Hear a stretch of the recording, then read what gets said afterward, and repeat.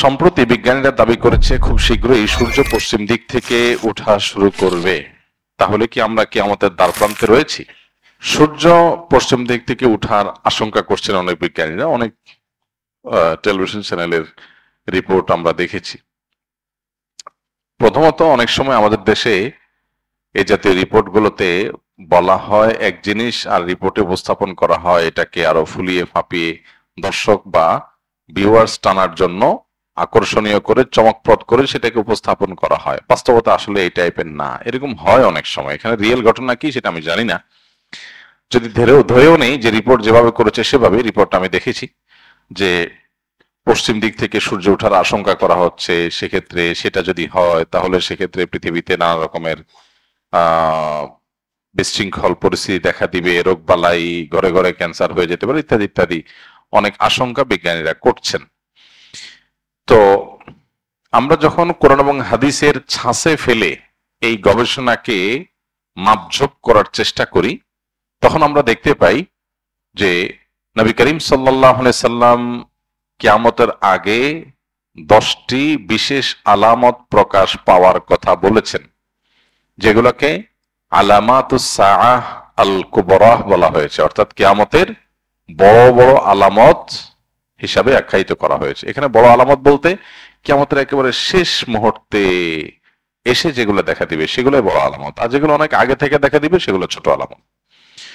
তো কিয়ামতের প্রায় 141টার মতো ছোট আলামত আছে, যেগুলো বিভিন্ন বই পুস্তকে ওলামা একরাম কোরআন এবং হাদিস থেকে সংকলন করেছেন। সৌদি আরবের একজন আলেম ডক্টর মোহাম্মদ আল আরিফি, তার একটা কিতাব আছে, সেখানে তিনি আলামাতুস সাআত এই 141 সবগুলোকে একত্র করেছেন। যাই হোক, তো সেই নেহায়াতুল আলম তার সেই বইটার নাম, আরবিতে বাংলা অনুবাদ হয়েছে। তো সেই কিয়ামতের আলামতের বইয়ে তিনি 141টা ছোট আলামত উল্লেখ করেছেন, যার বেশিরভাগই পৃথিবীতে ঘটে গেছে, যেগুলো নবী সাল্লাল্লাহু আলাইহি ওয়াসাল্লাম ভবিষ্যদ্বাণী করেছেন ঘটবে ঘটবে ঘটবে, কিন্তু ঘটে গেছে।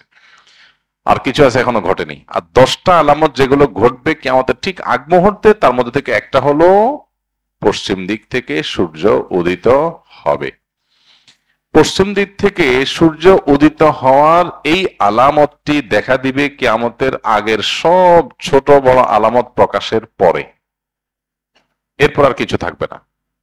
পশ্চিম দিকে যখন আপনার সূর্য উদিত হবে, তখন কেউ আর তওবা করে আল্লাহর পথে ফিরে আসলেও সেটা অ্যাকসেপ্টেবল হবে না, সেটা অ্যাকসেপ্টেড হবে না। এবং তারপরেই শুরু হবে মহাপ্রলয়, শেষ। এই যে তার আগে একটা দীর্ঘ রাত থাকবে, বিভিন্ন বিশুদ্ধ হাদিস দ্বারা, কর্ণিকার বিভিন্ন ভাষ্য দ্বারা কিয়ামতের পূর্বে যা যা ঘটবে সেগুলো প্রমাণিত। সেই আলোকে আমরা বলতে পারি, যেহেতু কিয়ামতের ওই যে আলামতগুলো এখনো দেখা দেয়নি, ইমাম মাহদির আবির্ভাব, ঈসা আলাইহিস সালামের আবির্ভাব, দাজ্জালের সাথে সংগ্রাম, ইয়াজুজ মাজুজের সাথে সংগ্রাম, আরো বহু বিষয় রয়েছে যেগুলো কিয়ামতের আগে ঘটবে। সর্বশেষ আলামত হবে এটি। তো সেই ছাঁচের সাথে আমরা মিলাইলে দেখি যে এটা যদি ঘটেও, বিজ্ঞানীদের এই গবেষণা যদি সত্যও হয়, তাহলে কিয়ামতের আগে যে পশ্চিম দিকে সূর্য উদয় হওয়ার কথা হাদিসে বলা হয়েছে, এটি সেটা নিশ্চয়ই না।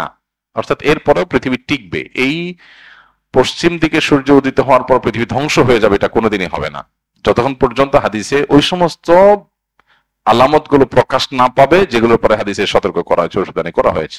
এর আগে আপনারা দেখেছেন বিভিন্ন সময় বিজ্ঞানীরা গবেষণা বলেছেন, বিভিন্ন আপনার নক্ষত্র তাদের যে কক্ষপথে তাদের যে বিচরণ হয়ে থাকে, আল্লাহ সুবহানাহু ওয়া তাআলা কোরআনে কারীমে যে বলেছেন যে ওয়াশ-শামসু তাজরি লিমুস্তাকাররিন লাহা যালিকা তাকদীরুল আজিল আলীম ওয়াল কামারু কদ্দারনাহা মানাজিলা। এই যে সৌর জগতে বিভিন্ন গ্রহ নক্ষত্র, আল্লাহর বিভিন্ন বড় বড় যে আপনার তারকারাজি রয়েছে, সৃষ্টি রয়েছে, এগুলো তাদের নির্দিষ্ট কক্ষপথে বিচরণ করে, আল্লাহ তাআলা এটা বলেছেন। তো এই যে বিচরণ করবার কথা বলা হয়েছে কোরআনে, সেখানে কোনটি বিভিন্ন সময় আপনারা শুনেছেন বিজ্ঞানীরা বলেছেন বিভিন্ন সময় যে কোন একটা নক্ষত্র আরেকটা নক্ষত্রের সাথে সংঘর্ষ হওয়ার সম্ভাবনা আছে, তাতে পৃথিবী শেষ হয়ে যাবে।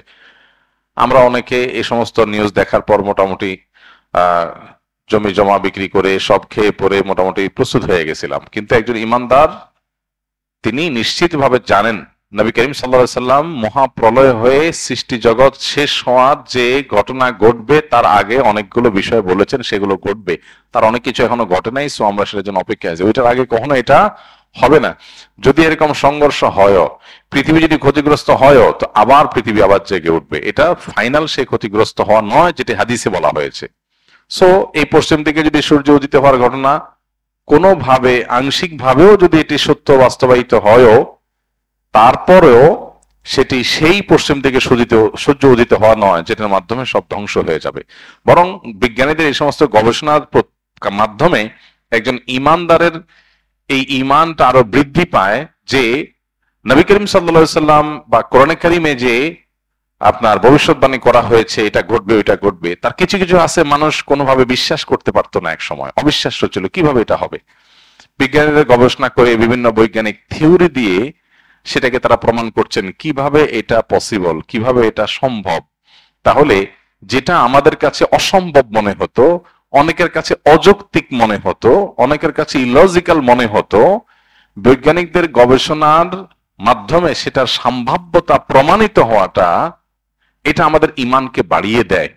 যে আল্লাহ এবং তার রাসূল সাল্লাল্লাহু আলাইহি সাল্লাম যা বলেছেন আমাদের বুঝে আসতো না এটা কিভাবে হবে, কিন্তু দেখলাম যে পরে বিজ্ঞানীরা বিভিন্ন গবেষণা দ্বারা এটা সম্ভাব্যতা প্রমাণ করেছেন। তখন আমরা আমাদের ইমানকে আরো বৃদ্ধি করি, আরো শানিত করি যে আলহামদুলিল্লাহ আমরা না বুঝেও ইমান আনি। কিন্তু আমার না বুঝে ইমান আনার মানে এই না যে আমি যে বিষয়বতী ইমান এনেছি এটা ইলজিক্যাল। লজিকটা আমার জানা নেই, পরে আবিষ্কার হয়েছে, কিন্তু আল্লাহ যা বলেছেন তার চেয়ে বড় কোনো লজিক হতে পারে না। সেটা আমার এখন বুঝে আসুক আর না আসুক, এখান থেকে বড় ইমান আরো আমাদের বৃদ্ধি হয়। তবে এটা সেই ঘটনা অবশ্যই না যেটি হাদিসে বলা হয়েছে, কারণ তার আগে আর অনেক কিছু ঘটার কথা বলা হয়েছে।